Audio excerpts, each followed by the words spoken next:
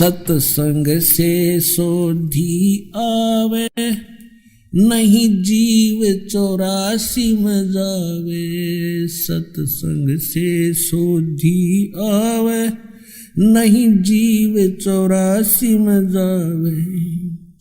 अब मेटो द्वेष और राग, हो राग या उम्र बतेरी जाली। अब मेटो द्वेष और राग, हो राग या उम्र बतेरी जाली। 600 वर्ष पहले परमात्मा ने सुख संवेद में, अब आप जी को थोड़ा सुख संवेद क्या है। जैसे शंकराचार्य जी ने एक मठ आमनाय महानुशासनम नामक एक पुस्तक की रचना की थी, जिसमें इन मठों के ऊपर बैठने वाले मठाधीशों के लिए गाइडलाइन दे रखे हैं कि वो ऐसा आचरण करें। उसमें ये लिखा है कि एक सूक्ष्म वेद है। तो इन शंकराचार्यों से कोई पूछता है कि वो सूक्ष्म वेद क्या है, कोई तो कहता है कि वो महाभारत है 5वां वेद। अरे महाभारत में तो निरानाश करवाया उसने, पढ़ कहता आदमी वो भी जो है ना कति अज्ञानी हो जावे। ऐसे आचरण महापुरुषों के। द्रौपदी का चीरहरण हो रहा था, भीष्म पिता में द्रोणाचार्य कर्ण जैसे योद्धा वहां बैठे और ये द्रोणाचार्य उनके गुरु बैठे और बैठे बैठे देख रहे हैं, कुछ भी नहीं बोले। खड़े होकर ये भी नहीं कहा तू क्या कर रहा है नालायक व्यक्ति।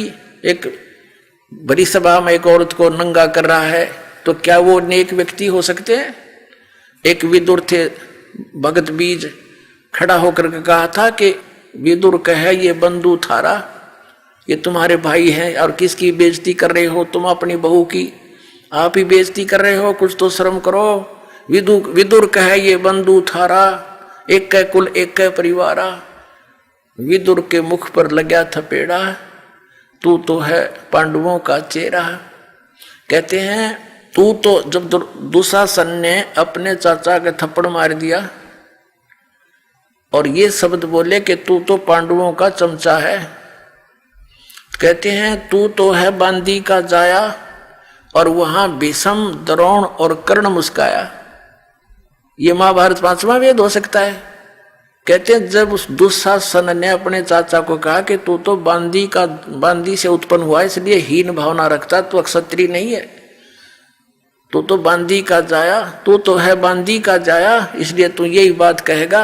और वो कह रहा कितनी न्याय की बात कि तुम किसकी बेइज्जती कर रहे हो, अपने ही परिवार की बहू को अपनी बेइज्जती कर रहे हो। कल को लोग क्या कहेंगे, अपनी बेइज्जती आप ही की तुमने। अब वो कितनी महान बात कही थी। उसको कहा तू तो है बांदी का जाया और तू तो पांडवों का चमचा है, इन्हीं का चेला, इन्हीं की ओर बोलता है। वहां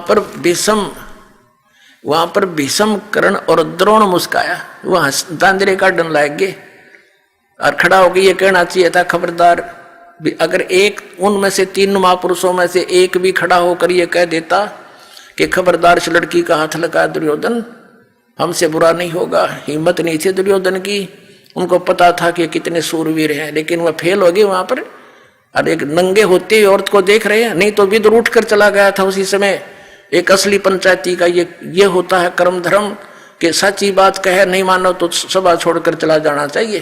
तो इनको उठकर चला जाना चाहिए था, भीष्म पितामह और द्रोणाचार्य और कर्ण को, गुरु जी को। और ये बैठे बैठे वही देख रहे हैं, होने दे के उस आगे सर होता थारा निवस्त्र करन लाग रहा, बहन को नंगा देखने की चेष्टा में बैठे रहे हो और सभा को छोड़कर नहीं गए। और इसको ये 5वां वेद बतावे, धन्य है ये हमारे आचार्य। महाभारत को 5वां वेद बतावे, कटका मृगी दुनिया हाहाकार मच गया।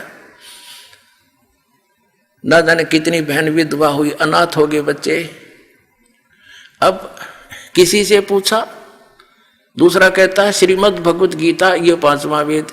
अरे वाह, ये तो चारों वेदों का सारांश है। श्रीमद् भगवत गीता इसका नाम है 5वां वेद की। ये तो खुद कहता है गीता अध्याय नंबर 4 के श्लोक नंबर 32 में कि वो सूक्ष्म वेद ये ऐसा है जिसमें परमात्मा ने आकर अपने मुख कमल से विस्तार से कहा वो धार्मिक युगों की जानकारी। और चौथे अध्याय के 34वें श्लोक में गीता ज्ञानदाता ने स्पष्ट कर दिया, किसी तत्वदर्शी संतों से पूछो, वो तो वेद हो ही नहीं सकता श्रीमद् भगवत गीता तो।